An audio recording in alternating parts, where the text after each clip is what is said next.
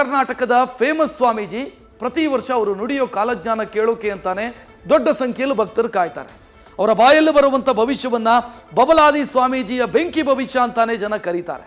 ಆದರೆ ಅಷ್ಟು ದೊಡ್ಡ ಹೆಸರು ಮಾಡಿರೋ ಶ್ರೀಗಳಿಗೆ ಸದ್ಯ ವಂಚನೆಯ ಆರೋಪ ಸಿಕ್ಕಾಕೊಂಡಿದೆ.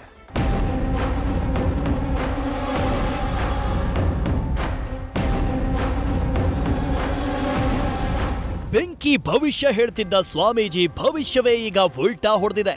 ಪ್ರತಿ ವರ್ಷ ಕಾಲಜ್ಞಾನ ಹೇಳ್ತಿದ್ದ ಬಬಲಾದಿ ಮಠದ ಸದಾಶಿವ ಸ್ವಾಮೀಜಿಗೆ ಸಿಐಡಿ ಸಂಕಷ್ಟ ಶುರುವಾಗಿದೆ.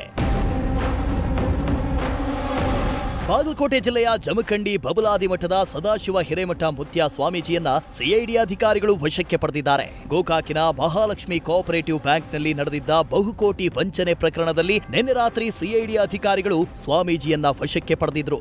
ಸದ್ಯ ಗೋಕಾಕ್ ಠಾಣೆಯಲ್ಲಿ 4 ಸಿಐಡಿ ಅಧಿಕಾರಿಗಳು ಸ್ವಾಮೀಜಿಯನ್ನ ತೀವ್ರವಾಗಿ ವಿಚಾರಣೆ ನಡೆಸಿದ್ದಾರೆ. 15 ದಿನಗಳ ಕಾಲ ಅವಕಾಶ ನೀಡಿರುವ ಸಿಐಡಿ ಅಧಿಕಾರಿಗಳು ಕರೆದಾಗ ವಿಚಾರಣೆಗೆ ಬರಬೇಕು ಅಂತ ನೋಟಿಸ್ ಕೊಟ್ಟು ಕಳುಹಿಸಿದ್ದಾರೆ.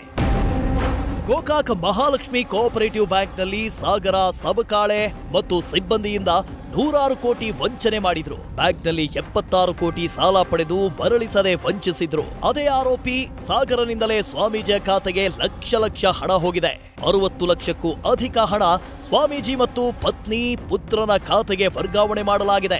ಈ ಹಣದಲ್ಲಿ ಸ್ವಾಮೀಜಿ ನಿವೇಶನ ಖರೀದಿಸಿದ್ದಾರೆಂಬ ಮಾಹಿತಿಯೂ ಇದೆ. ಅಲ್ಲದೆ ಸಾಗರ ಮಠದ ಜಾತ್ರೆಯ ಅನ್ನ ಸಂತರ್ಪಣೆಗೆ ಸಹ ಲಕ್ಷಾಂತರ ಹಣ ನೀಡಿದ್ದಾರೆ ಎನ್ನಲಾಗಿದೆ. ಈ ಹಣದಿಂದಲೇ ಆರೋಪಿಗಳು ಗೋಕಾಕ್, ಬೆಳಗಾವಿ, ಹುಬ್ಬಳ್ಳಿಯಲ್ಲಿ ಜಾಗ ಖರೀದಿಸಿದ್ರು.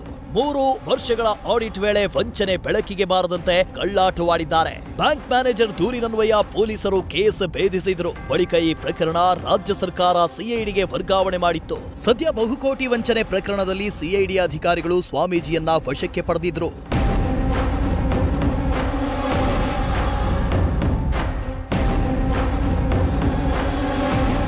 ಮಹಾಲಕ್ಷ್ಮಿ ಕೋಆಪರೇಟಿವ್ ಸೊಸೈಟಿಯಲ್ಲಿ ಪ್ಯೂನ್ ಆಗಿದ್ದ ಸಾಗರ ಸಬಕಾಳೆ 76 ಕೋಟಿಗೆ ಕನ್ನ ಹಾಕಿದ್ದ. ಪ್ರಕರಣ ಭೇದಿಸಿದ ಸಿಐಡಿ ಅಧಿಕಾರಿಗಳು ಸ್ವಾಮೀಜಿಯನ್ನ ವಿಚಾರಣೆ ನಡೆಸುತ್ತಿದ್ದಾರೆ. ವಂಚನೆಯಲ್ಲಿ ಸ್ವಾಮೀಜಿ ಪಾತ್ರ ಇದೆಯಾ, ಸ್ವಾಮೀಜಿಗೆ ಯಾಕೆ ಲಕ್ಷ ಹಣ ಹಾಕಲಾಗಿದೆ ಅನ್ನೋದು ತನಿಖೆಯಿಂದಲೇ ಗೊತ್ತಾಗಬೇಕಿದೆ. Krishna Hadimani, news first, Bagalkot.